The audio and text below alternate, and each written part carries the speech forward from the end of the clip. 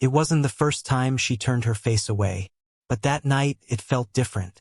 I leaned in, just a simple goodnight kiss, the kind we used to share without even thinking. But Claire stiffened, pretended to adjust her pillow, and whispered, "I'm tired, Ethan." Her tone wasn't angry, just hollow. The kind of voice that echoes in your mind long after the words fade. I didn't argue. I'd done that before. The pleading, the guilt, the quiet resentment. All of it had eaten away at us for months.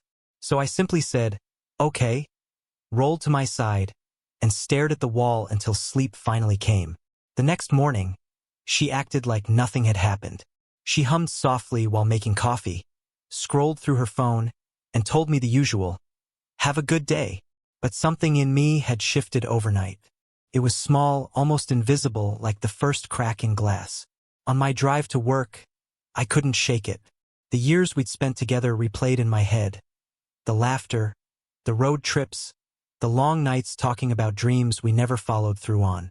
Somewhere along the way, affection had become a chore. I used to think maybe it was my fault. Maybe I wasn't enough, maybe time just dulls everything. But that morning, I realized it wasn't just time. It was choice. She had chosen distance, and I had chosen silence. When I came home that evening, she was on the couch watching a show on her tablet, her legs tucked under a blanket. She didn't look up when I entered. "Hey," she said, her eyes fixed on the screen. I watched her for a moment. The woman I married was still there. The same freckles on her shoulders, the same faint smile when she found something funny. But I barely recognized her anymore. Or maybe I barely recognized myself. Dinner was quiet, just the clinking of silverware and the hum of the fridge. At one point I tried to talk about work, but she nodded absently, more focused on her phone than me. I stopped mid-sentence and said nothing more. Later that night, I sat in my office staring at the family photos on the shelf. The one from our trip to Oregon caught my eye. She had her arms around me, laughing, wind in her hair. It looked real. I remembered that moment vividly. We had argued an hour before that picture was taken. But for that second, everything had felt right again. Now, I wasn't sure if she even remembered what that felt like. I didn't sleep much. Around 2 a.m., I heard her phone buzz. A faint light glowed on her nightstand. She turned over, screen lighting her face, fingers tapping quickly. I stayed still, pretending to be asleep, heart pounding. She typed for maybe a minute, smiled slightly, and put the phone face down. Something inside me went cold. The next morning, I didn't bring it up. I just watched her move through the kitchen. Same rhythm, same small talk. "Do you want toast?" she asked. I shook my head. She didn't notice the difference. I left for work early, but I didn't go to the office. I parked a few blocks away and just sat there, engine off, staring out the windshield.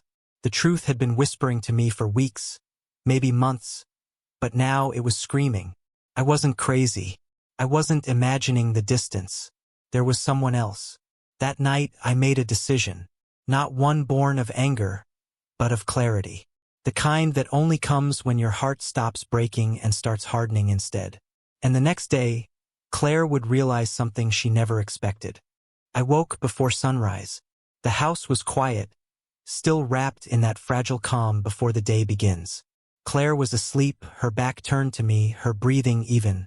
I sat there for a moment, studying the shape of her shoulder in the dim light, wondering how love could vanish so quietly. Not with arguments or betrayal, but with indifference. I didn't wake her. Instead, I showered, dressed, and went to the garage. The decision I'd made the night before wasn't impulsive. It was the result of months of being invisible. I packed a single duffel bag, clothes, a few files, and the photo from Oregon. Then I placed my wedding ring on the kitchen counter beside her mug. Before I left, I wrote her a note. No accusations, no bitterness, just a few words. "You stopped seeing me long before I stopped loving you. I just decided to notice." I locked the door behind me and drove away. For the first time in years, there was no weight on my chest. Just a strange, hollow lightness. I didn't know where I was heading, maybe to a hotel, maybe to nowhere. I just knew I couldn't stay in that house pretending everything was fine. By noon, her calls started. 3 missed calls, then 5. I didn't answer. Then a message appeared. Ethan, where are you? What is this? Why would you leave? I turned off my phone. It wasn't revenge I wanted. It was peace. The kind you can't find when every night you're lying next to someone who won't even turn toward you. That evening, I checked into a small coastal motel 2 hours away. The receptionist handed me the key with a tired smile, and when I stepped into the room, I just sat on the edge of the bed staring at the ocean through the window. The waves kept rolling in, relentless, uncaring, beautiful. For 2 days, I didn't contact her. On the 3rd day, a long email arrived.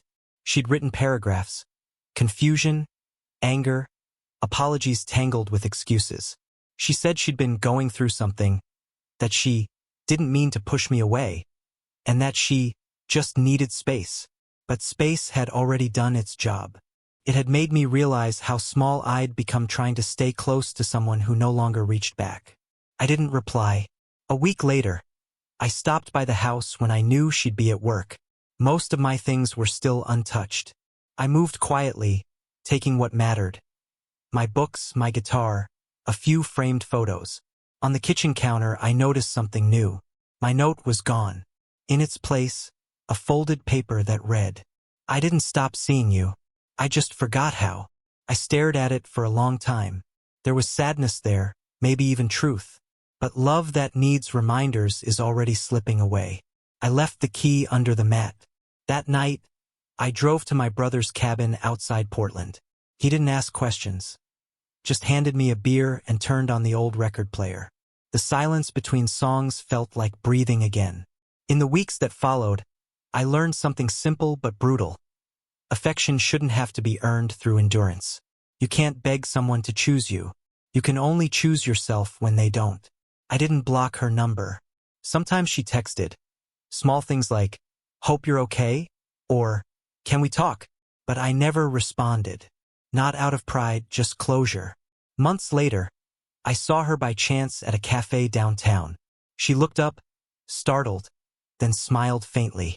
For a moment, I almost forgot everything, the silence, the nights, the ache. But when she said, you look happier, I realized she was right, because I was. Some decisions don't end things. They free them.